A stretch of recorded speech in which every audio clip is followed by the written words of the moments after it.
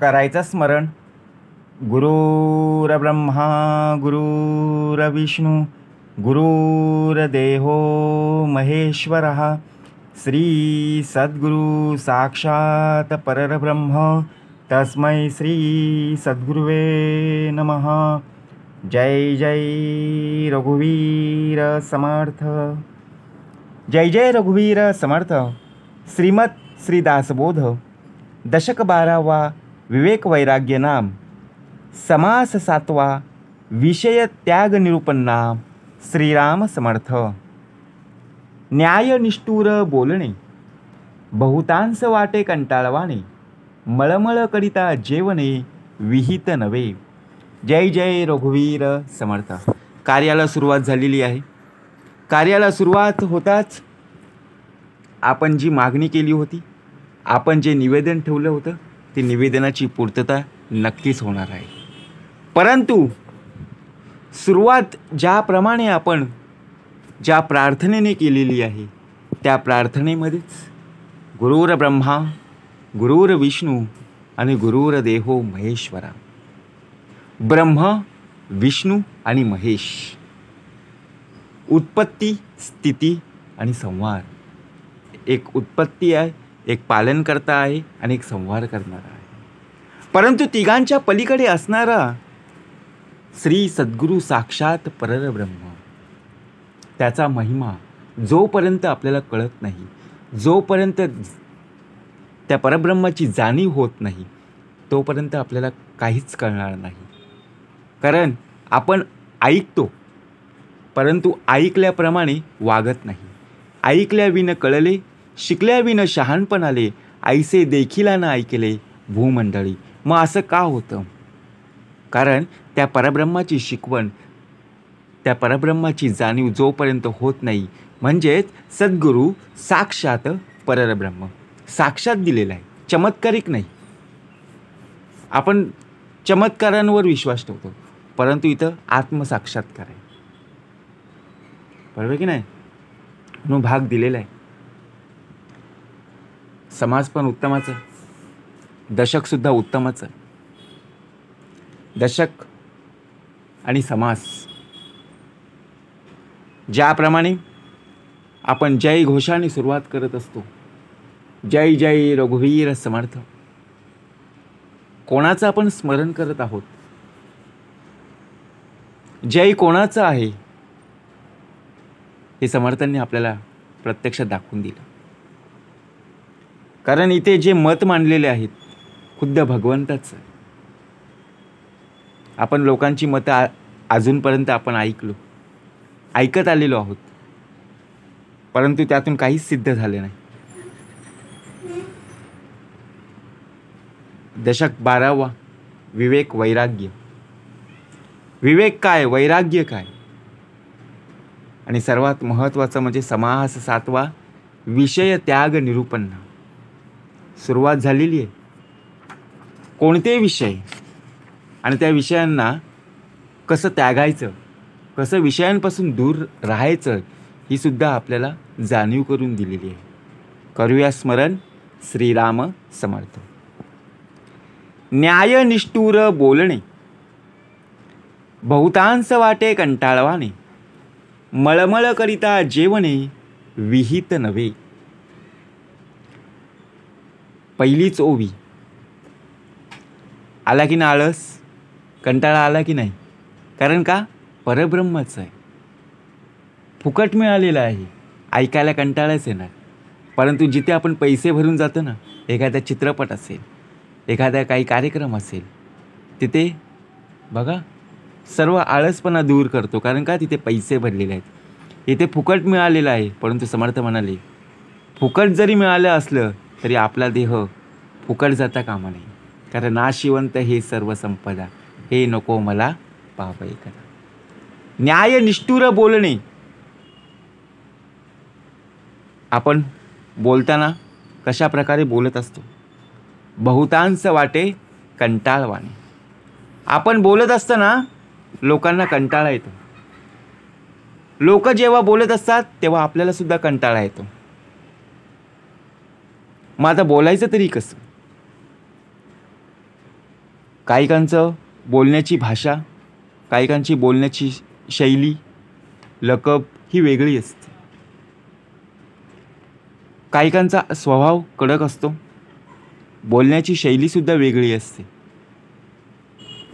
म्हणजेच विचार जर केला, काहीकांच्या बोलण्यामध्ये आपल्याला खूप चांगलं वाटत असतं, तर काहीकांच्या बोलण्यामध्ये आपल्याला खरंच कंटाळा येत असतं. पण एखादं गाणं असेल, त्या गाण्यामध्ये कधी कंटाळा येईल का? नाही. परंतु एखादा श्लोक असेल, देवाचा अभंग असेल, कीर्तन असेल, ते बोलायला आपण कंटाळा करतो. न्यायनिष्ठुर बोलणे कशा प्रकारे बोलता आलं पाहिजे. बहुतांश वाटे कंटाळवाणे. लोक बोलणारे बोलत असतात, परंतु आपण समजून घ्यायचं. एखादा भाषणाला उभा राहिला, भाषण करत आहे, भाषण करत असताना जर त्याचा कंटाळवाणा वाटत असेल तर मुद्दाम आपण टाळ्या वाजवतो. टाळ्या वाजल्या की त्यांना वाटतं की आपण चांगल्या प्रकारे बोलत आहोत, परंतु खाली बसलेल्या लोकांना खरंच कंटाळा आलेला आहे. त्या व्यक्तीचं कधी भाषण होतंय आणि आम्ही कधी मोकळे होतो असं त्यांना वाटत असतं. परंतु आपल्याला सुद्धा श्रवण करायचं आहे, तिथे आळसपणा नसावा. जर आपण आता आळसपणा जर केला तर आयुष्यात आपल्याला अनेक प्रकारची संकटं नक्कीच पाहायला मिळतील. कारण का, जर एखादं कार्य आपल्याला करायचं आहे, ते कार्य कशा प्रकारे आपल्याला पुढे न्यायचं आहे, त्या कार्यामध्ये आपल्याला कसं काम करायचं आहे, हे जर शिकलो नाही तर पुढे संकट येणार की नाही, बरोबर. मग ज्या परब्रह्माने आपल्याला संपूर्णतः घडवलेलं आहे, जो आपण आयुष्य जगत आहोत, तो आयुष्याचा प्रवास कसा उत्तम प्रकारे होईल ही शिकवण त्यांनी दिलेली आहे. जर आपण त्या शिकवणीत उभं राहिलो नाही तर शेवटी आपला प्रवास कसा होईल, खडतर होईल की नाही, नक्कीच. मग संपूर्णपणे विषयांना त्यागलं पाहिजे. विषय वासना कोणते? काम, क्रोध, लोभ, मद, मत्सर, दंभ, संशय आणि चिंता. समासाचं नावच आहे ना विषय त्याग. मग कशा प्रकारे आपल्याला आळसपणा येतो हे जाणून घेतलं पाहिजे. का आपल्याला आळस येतो? टी व्ही पाहताना कधी आळस आला का हो? नाही. एखादा चित्रपट असेल, मॅच असेल, कार्यक्रम असेल, नाही झोप येणार. परंतु ग्रंथ वाचत असताना, नामस्मरण करत असताना हातातली स्मरणी का खाली पडते, बरोबर की नाही? वाचता वाचता झोप लागते, काय समाधान प्राप्त आहे बघा. ही शिल्लक असली पाहिजे. मळमळ करिता जेवणे विहित नव्हे. कारण आत्ताच्या घडीला, या कलियुगामध्ये न्यायनिष्ठ बोलणे अनेकांना आवडत नाही. कडक प्रकारची माणसं असतात, म्हणजे काय, कडक स्वभावाची. त्यांचं बोलणं आपल्याला खटकतं. ही व्यक्ती अशी का बोलली, बरोबर की नाही? पण ते कंटाळवाणं वाटतं. अरे काय दररोज येऊन तेच वाक्य आपल्या कानी येतं. पण मळमळत असताना जेवणं योग्य नव्हे. आता आपण बाहेरून काही खाऊन आलो,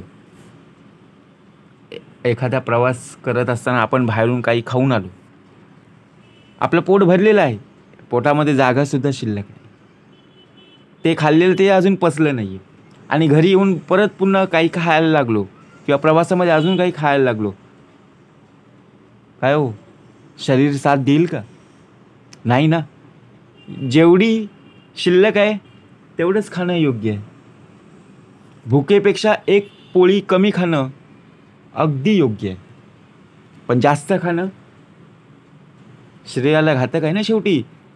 म्हणजे त्याचप्रमाणे मनात शंका ठेवून श्रवण केलं तर ते हिताचं ठरत नाही. का म्हणून आपण शंका ठेवायची? त्या शंकाचं निरसन आपल्याला करता यायला हवं. मनामध्ये मन हा इंद्रियाचा राजा आहे, परंतु प्रत्यक्षात जर पाहायला गेलो आपल्याला श्रवण करणं आत्ताच्या घडीला खरंच फायदेशीर आहे. म्हणून समर्थाने उत्तमाचा भाग दिला. न्याय निष्ठुर बोलणे. आपण सुद्धा बोलण्यामध्ये आपल्या स्वभावामध्ये बदल केला पाहिजे. बहुती विषय निंदिले आणि त्याची सेवित गेले, विषय त्यागे देह चाले हे तो घडेना. समर्थाने उत्तमाचा अजून एक भाग दिला. बहुती विषय निंदिले. कोणाची निंदा करतोय अजून आणि कोणाची स्तुती करतोय. ज्याच्याकडे असतं त्याची स्तुती, ज्याच्याकडे नसतं त्याची निंदा. मग श्रोत्याच्या मनात अशी शंका आहे की अनेक लोक विषयाची निंदा करतात, पण स्वतः तेही विषय सेवन करीत आहेत. विषयांचा जर संपूर्ण त्याग केला तर देह कसा चालेल हे अशक्य वाटतं. म्हणजेच लोक विषयांची निंदासुद्धा करणारे आहेत, काही स्तुतीसुद्धा करणारे आहेत. आता आपला देह कोणत्या विषयामध्ये अडकलेला आहे हे कसं पाहायचं? जर समजा आपण बोलत असताना रागामध्ये बोलत आहोत, मत्सराने बोलत आहोत, एखादा विषय आपल्याला बघा खटकतं आणि त्या मत्सरामध्ये, त्या रागामुळे आपल्या घरामध्ये अनेक प्रकारचे वातावरण बघा संपूर्णपणे वाईट होतं की नाही? कारण का? राग, मत्सर, क्रोध आपण इतरांवर काढत असतो. मग शेवटी विषय वासनेमध्ये देह अडकला की नाही? काम, क्रोध आला की नाही? मत्सर आला की नाही? जर एखाद्याला लॉटरीचं तिकीट असेल किंवा एखादी हाव, लोभ जर जास्त असेल, मला हेच पाहिजे, मला तेच पाहिजे, मला तेवढंच पाहिजे, त्याच्यापेक्षा जास्त पाहिजे, हाव, शेवटी त्यावर घाव बसणारच ना. मग शेवटी लोभ आहेच, हाव आहे. रजोगुण माणूस आहे. एक तमोगुण आहे, एक रजोगुण आणि एक सत्वगुण आहेत. मग आपला देह सत्वगुणामध्ये असला पाहिजे. हे सुद्धा समर्थांनी सांगितलं. विषयाची निंदा करणारे आहेत आणि विषयांची स्तुती सुद्धा करणारे आहेत. काही जण विषय वासनेमध्ये इतके अडकलेले आहेत त्यांना एवढी सुद्धा जाणीव नाही आहे की आपण कोण आहोत. आणि जेव्हा त्यांना शुद्ध पडते तेव्हा त्यांना कळतं, अरे आपल्याकडून चूक झाली. लोकांनी पाहिलं तर नाही ना, लोकांनी नाही, संपूर्ण जगाने पाहिलं की आपण कशा प्रकारे वागत होतो, त्या विषय वासनेमध्ये कशा प्रकारे अडकत गेलो. म्हणून समर्थांनी भाग दिला. विषयांचा संपूर्ण जर त्याग केला तर नक्कीच देह उत्तमाचा होणार. बोलणे एक, चालणे एक, त्याचे नाव हीन विवेक, येणेकरिता सकळ लोक हासो लागती. बोलणे एक, चालणे एक, त्याचे नाव हीन विवेक. आता बोलतो एक, करतो एक आणि चालतो एक, अशा प्रकारे होता कामा नये. म्हणजेच काय?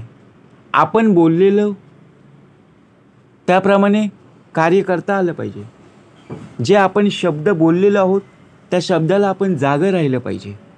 पण आपण तसं करतच नाही आहे. बोलतो एक आणि चालतो एक.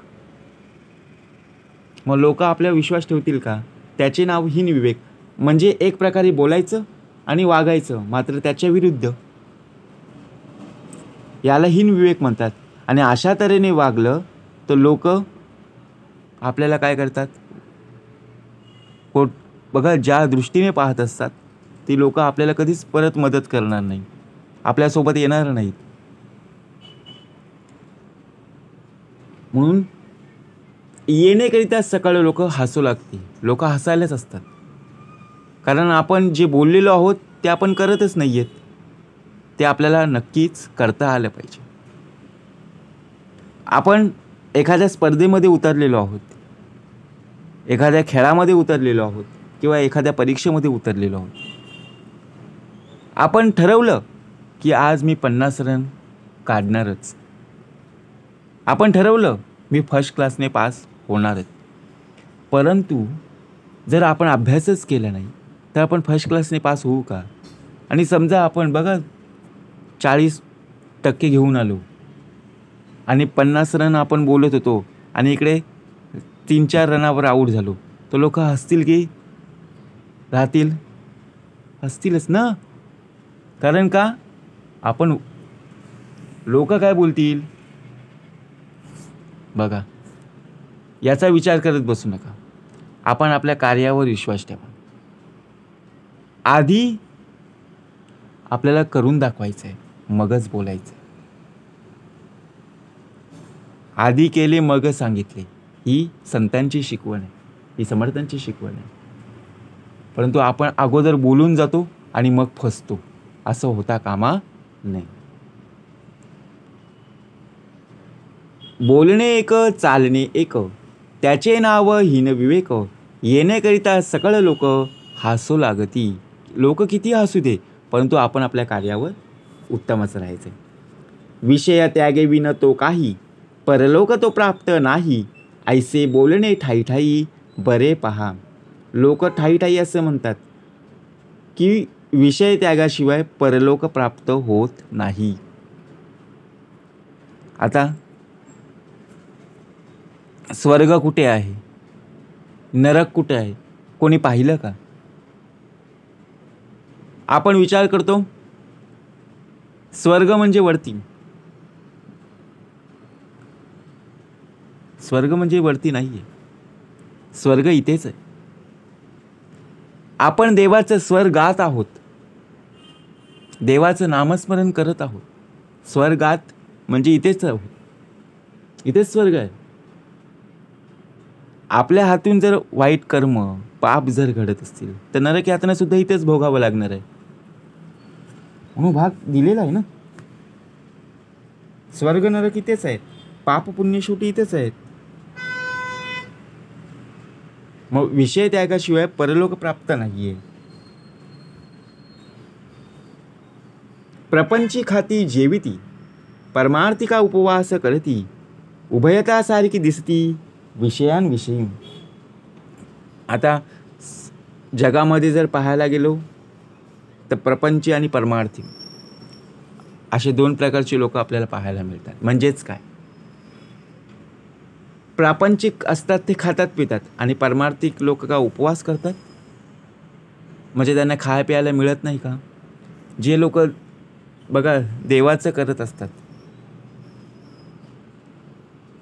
जे लोक खात नाही, म्हणजेच काय, काही लोक म्हणणारे सुद्धा आहेत जगात देव नाहीये. बरोबर की नाही? समर्थ म्हणाले कुणाच्या अंतरी लागेल धक्का, ऐसी वर्तन करू नका आणि कुणालाही बोलू नका. मग आपल्याला ज्या प्रकारे शिकवण प्राप्त झाली, ज्यांनी शिकवण घडवली ते आपल्याला उपवाशी ठेवतील का हो? ज्याने चोच दिलेली आहे त्याने दाण्याची सोय करून ठेवलेली आहे.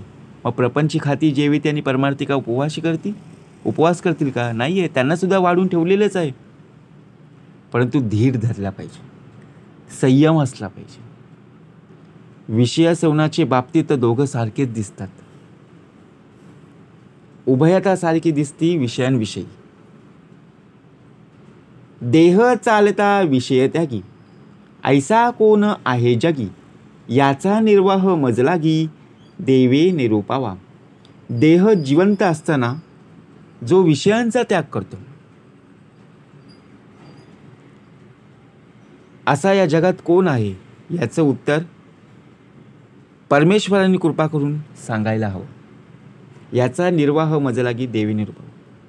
आता आपला देह नक्कीच जोपर्यंत आपण आहोत तोपर्यंत आपण त्या विषय वासनेला दूर लोटायचे. मग असं कोण आहे जो खरंच सुखी आहे?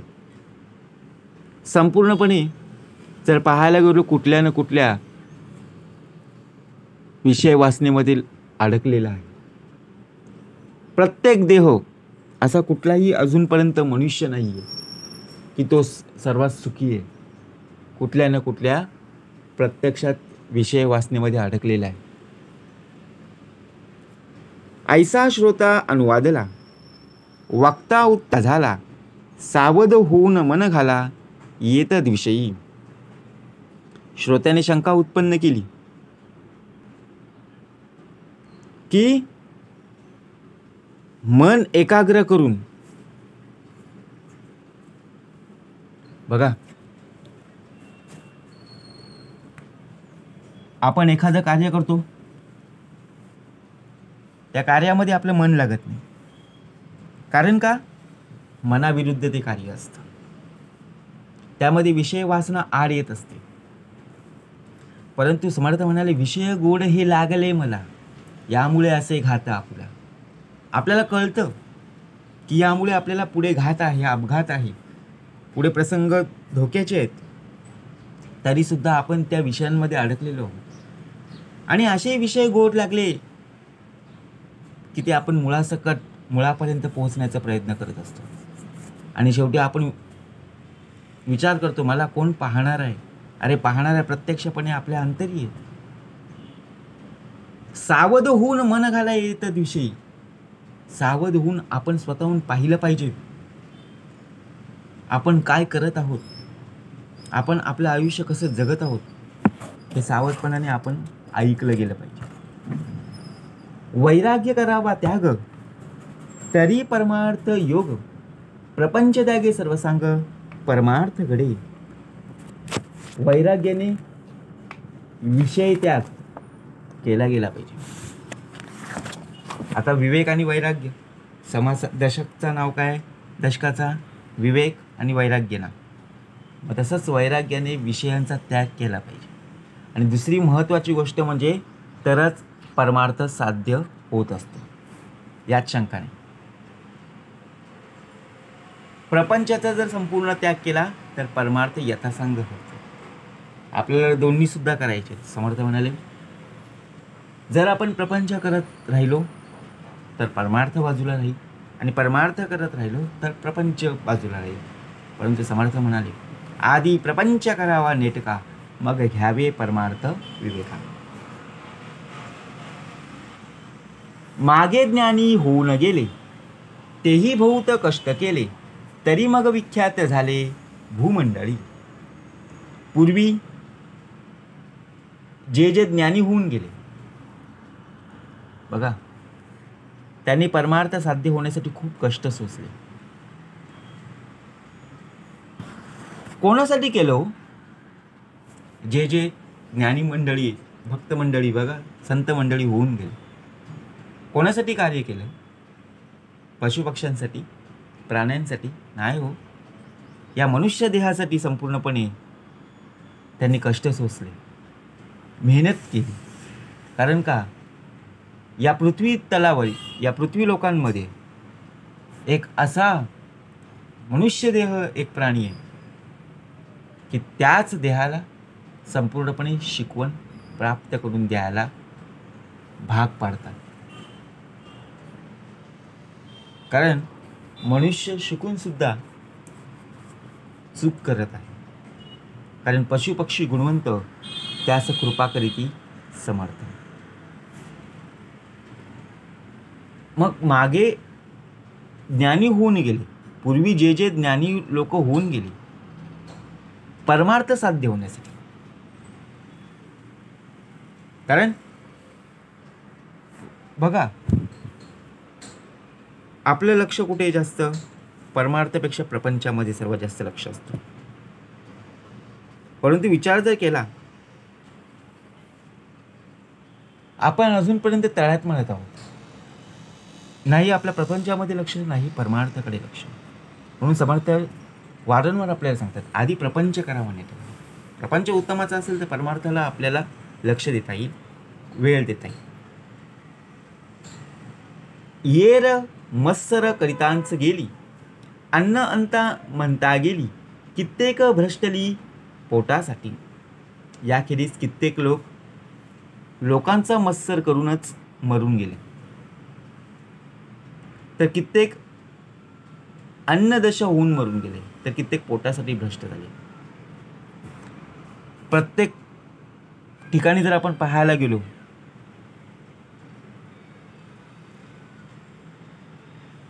आता ज्या प्रकारे जर पाहायला गेलो, कित्येक लोक मत्सर करत कोणत्या विषय वाचणीमध्ये आले, तर मत्सरामध्ये. कोणी अमरपट्टा लावून आलेला नाही ना, पुन्हा पुन्हा समर्थ म्हणाले, कोणी अमरपट्टा लावून आलेला नाही. परंतु कित्येक लोक उपवाशी, कित्येक लोक पोटासाठी भ्रष्ट झाले. आपण समजून जायचं की आपल्याला सुद्धा प्रपंच करायचं आहे. आपण सुद्धा प्रपंचामध्ये, संसारामध्ये अडकलेलो आहोत. आपण जे उत्तमाचं कष्ट करत आहोत, त्या कष्टामध्ये मिळणारं फळ बघा, त्यातून मिळणारे जे पैसे, त्यामुळे आपल्या संपूर्णपणे उदरनिर्वाह होत असतो. वैराग्य मुळीहून नाही आणि ज्ञान प्रत्ययाचं नाही, सूची आचार तोही नाही, भजन कैचे. आधी मुळात जर पाहायला गेलो तर जराही वैराग्य नाहीये,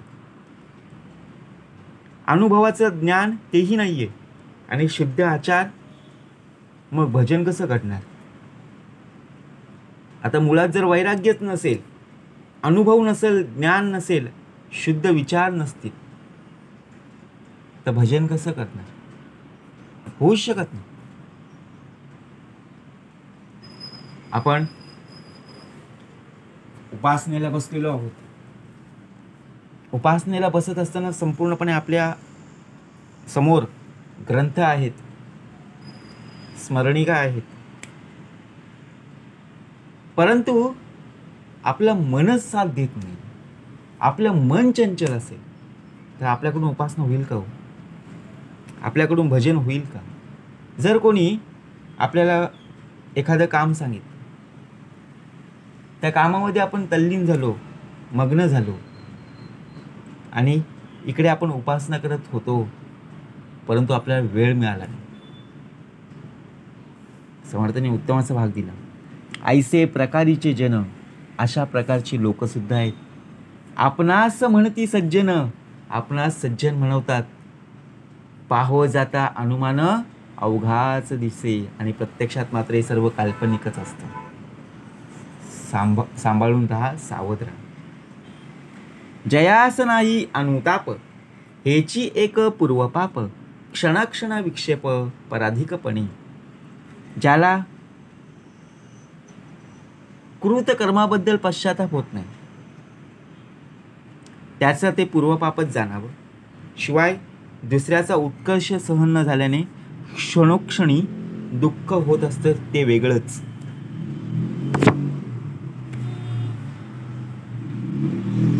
आता जयाचं नाही अनुताप. आपण आपल्या घरामध्ये बघा, एखाद्याने कोणी काम सांगितलं तर लगेच आपण डोक्याला हात मारतो, अरे हे सुद्धा काम मलाच दिलं. दुसरे आहेत ना घरातले, किंवा एखाद्या आपण ऑफिसमध्ये असू आणि आपण बघा, आता सुटायची वेळ झालेली आहे, आणि तेव्हाच आपल्याला कोणीतरी एक फाईल आणून दिली आणि त्यांनी सांगितलं की ही सेव्ह करायची आहे, आणि आता आपण कम्प्युटर बंद करून निघालेलो, आणि तेव्हा जर आपल्याला काम आलं, मग शेवटी ते काम करायलाच लागेल ना. मग आपण डोक्याला हात मारून चालेल का हो? नाही ना. शेवटी आज नाही केलं तर उद्या शेवटी आपलं लवकर येऊन काम करणंच आहे. मग ह्याची एक पूर्वपाप, क्षणाक्षणा विक्षेप पराधिकपणे. चालेल, एक दोनदा ठीक आहे, परंतु आपण जर वेळेमध्ये जर कार्य पूर्ण केलं नाही, आजचं काम उद्यावर ढकललं, उद्याचं काम परवावर ढकललं. समर्थ म्हणाले, काय करा ते आत्ता करा, आणि जाते घडी आपली साधा ना.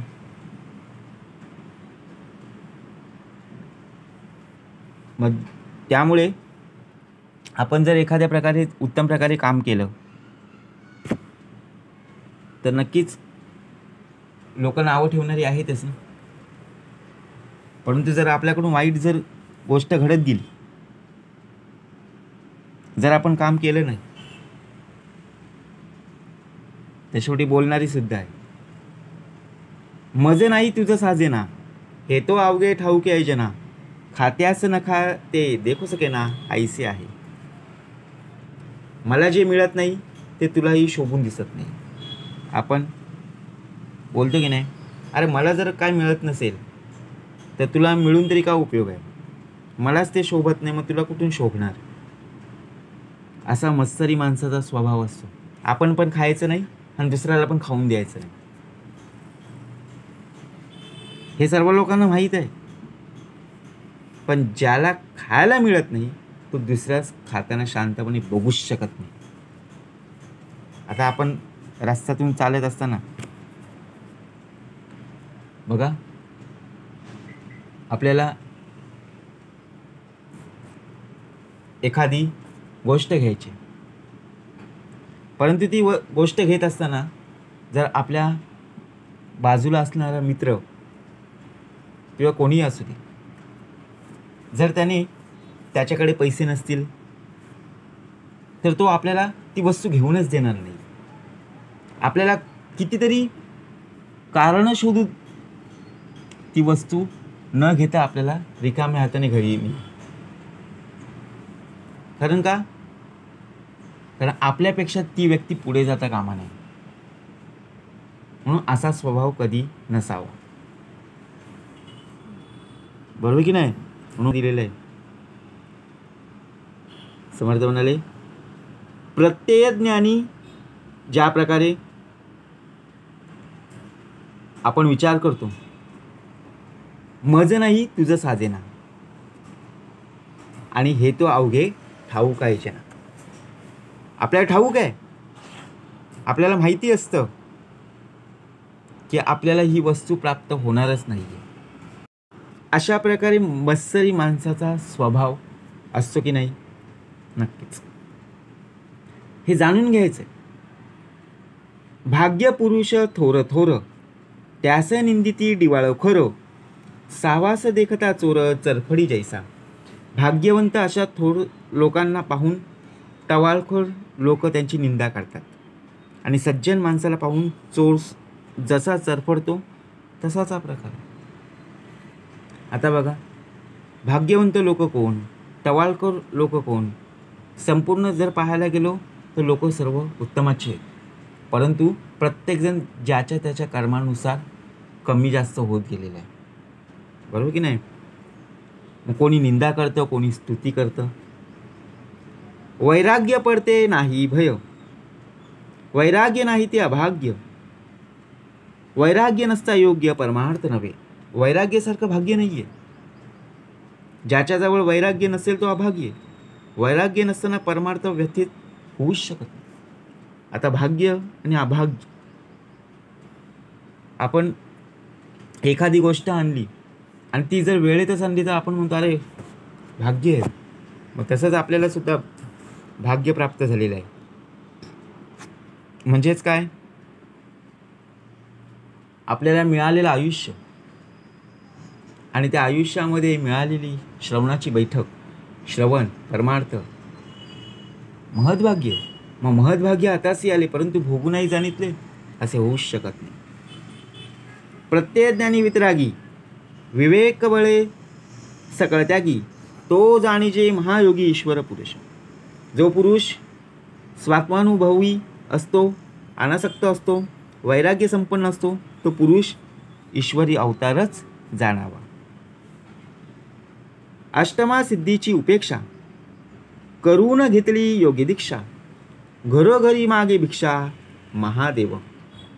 अष्टमा सिद्धीची जो उपेक्षा करतो, ज्याने योग्य दीक्षा घेतलेली असते आणि घरोघरी भिक्षा मागून उदरनिर्वाह करतो, तो महादेवच. म्हणून समर्थाने उत्तमाचा भाग दिला. ईश्वराची बराबरी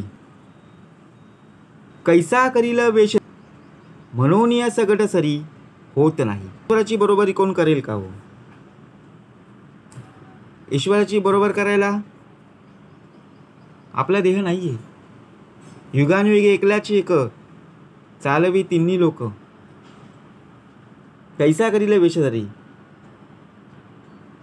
आपण ईश्वराची बरोबरी करूच शकत नाही. देह ज्याने घडवलाय त्या परमेश्वराला नमस्कार आहेच, परंतु आपण बरोबरी करू शकत नाही. उदास आणि विवेक त्यास शोधिती सकळ लोक. बघा आता ज्याप्रमाणे भाग कसा दिलेला आहे, उदास आणि विवेक. आपण उदास केव्हा होतो? आपल्या गोष्ट प्राप्त झाली नाही की उदास कोपऱ्यात जाऊन बसतो आणि राग धरून राहतो की नाही. मिळालं का? नाहीये. परंतु उदास त्या शोधित म्हणजे विचार करा. आपण लोकांना शोधलं गेलं पाहिजे की ज्याप्रमाणे उदास आणि विवेक जर पाहायला गेलो तर लोक सर्व पाहत गेली ते म्हणजे लालच, लोभ यामध्ये अडकलेली आहे. दैन्यवानाने आपण जीवन जगत असतो. कोणी गरीबातला, कोणी श्रीमंतातला नाही.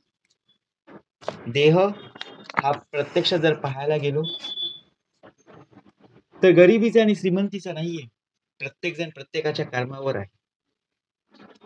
जे विचारापासून चेवले, जे आचारापासून भ्रष्टले, विवेक करू विसरले विषय लोभी. विषय लोभी जे असतात ते विचार करू शकतच नाही आणि विवेकहीन असतात ते आचारभ्रष्टही असतात. आता विषय लोभामध्ये आपला ध्येय आहे की नाही? नक्कीच. त्या विषय वासनेपासून आपला दूर झाला पाहिजे. भजन तरी आवडेना, पुरश शरण कदापि घडेना, भल्यांस त्यास पडेना यत निमित्त. त्यांना भजन मुळीच आवडत नाही आणि त्यांच्या हातून कधीही पुरश शरण आदी घडत नाही आणि याच कारणामुळे चांगल्या माणसांशी त्यांचं पटत नाही. वैराग्य करून भ्रष्टेना, ज्ञान भजन सांडिना, व्युत्पन्न आणि वाद घेना ऐसा थोडा. वैराग्य संपन्न असून जो भ्रष्ट होत नाही, ज्ञानी असून तो सगुणाचं भजन सोडत नाही. कष्ट करिता शेत पिके, उंच वस्त्र तत्काळ विके, जाणत्या लोकांचे कौतुके उड्या पडे. आता कष्ट करिता शेत पिके, कष्ट केल्याने शेतात उत्तम पीक येते, चांगली वस्तू तात्काळ विकली जाते.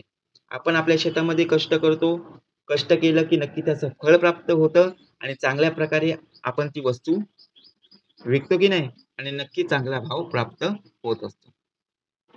एरते अवघेची मंदले, दुराशेने खोटे झाले, कान कोडे ज्ञान केले भ्रष्टाकारे. अशा माणसांखेरीज इतर जे असतात ते सर्व त्याच्या पुढे निस्तेज ठरतात, कारण त्यांच्या मनात दुराशा असल्याने ते खोटे ठरतात. आपल्याला सुद्धा एक संगत प्राप्त होते, कोणीतरी आपल्याला कमी लेखण्याचा प्रयत्न करतो आणि त्यामुळे त्यांच्या ज्ञानालाही कमीपणा येत असतो. सबळ विषय त्यागणे, शुद्ध कार्यकारण घेणे, विषय त्यागाची लक्षणे ओळखायची. आता विषय त्यागाची लक्षणे कोणती? अशुद्ध विषयांचा त्याग करा. आता अशुद्ध कोणती? व शुद्ध विषयांचं कार्यकारण परत्व सेवन करा. आता एखादं पाणी आहे, पाणी स्वच्छ असतं आणि एका पाण्यामध्ये बघा मातीसारखं पाणी असतं. स्वच्छ आणि अस्वच्छ पाणी, पिण्यायोग्य कोणतं, वापरण्यायोग्य कोणतं, हे आपल्याला कळलं पाहिजे. तसंच चांगले विचार कोणते, वाईट विचार कोणते. चांगले विषय कोणते, वाईट विषय कोणते हे कळलं पाहिजे. सकळ काही करता देव, नाही प्रकृतीचा ठाव, विवेकाचा अभिप्राव, विवेक जाणते. विवेक पुरुष जाणत असतो. सर्वांचा करता करविता एकच आहे, बरोबर की नाही? परंतु प्रकृतीला अस्तित्वच नाहीये. आपला देह स्थिर नाहीये. करता करविता तोच आहे ना. शूरत्वाविषयी खडतर, त्यास मानती लहान थोर, कामगार आणि अंगचोर एक कैसा. जो शूरत्वाविषयी तत्पर असतो त्याला लहान थोर सर्व मान देतात, कारण तो शूर आहे, पटाईत आहे, चपळ आहे. परंतु असा कार्यकर्ता आणि अंगचोर आहे त्याची बरोबरी कशी होईल?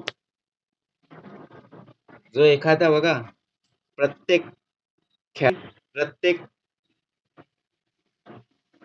कलेमध्ये त्याचं नाव आहे,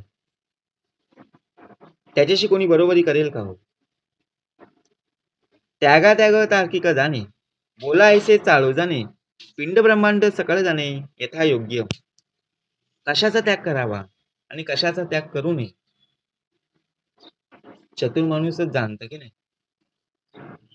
म्हणून पिंड ब्रह्मांड विचार करून सारासार विवेक वगैरे सर्व काही यथायोग्य प्रकारे जाणलं गेलं पाहिजे. ऐसा जो सर्व जाणता, उत्तम लक्षणी पुरुषता, तयाचेनी सार्थकता सहजची होय. असा जो जाणणारा उत्तम लक्षणांनी पूर्णपणे बघा युक्त पुरुष, त्याच्या संगतीने आपल्या जीवनाचंही सहज सार्थक होते. मग ऐसा जो सर्व जाणता, असा कोण देह आहे की तो संपूर्णपणे जाणकार आहे आणि उत्तम प्रकारे लक्षण जाणून त्यांच्या संगतीने आपल्या जीवनाचेही नक्कीच सार्थक होईल. मग जीवनाचं सार्थक कशामध्ये, आयुष्याचं सार्थक कशामध्ये हे जर ओळखलं, हे जर पाहिलं तर नक्कीच समर्थ म्हणाले महद्भाग्य आहे. कारण या महद्भाग्यामध्ये आपल्याला मिळालेलं संपूर्णपणे प्रपंच आणि परमार्थ दोन्ही सुद्धा उत्तम झाल्याशिवाय राहणार नाही. ऐसा जो सर्व जाणता, उत्तम लक्षणी पुरुता, तयाचेनी सार्थकता सहजची होय. इति श्रीदास बोधे गुरु शिष्य संवादे विषय त्याग निरूपणा समास 7वा. जय जय रघुवीर समर्थ.